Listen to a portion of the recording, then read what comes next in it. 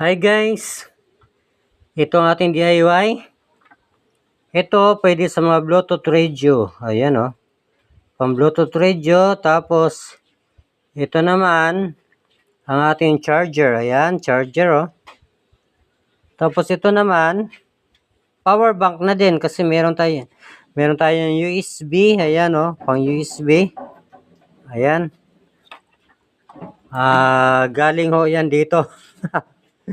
Tinanggal ko at ikinabit dito. So ayan, nasubukan na rin ito mga ka-idol. Para pag mag-burn out, pwede rin tayo maglagay dito mag-charge ng cellphone. Ayan. Kaya maganda rin to mga ka-idol. Ang ating battery, ginawa natin ginawa nating power bank.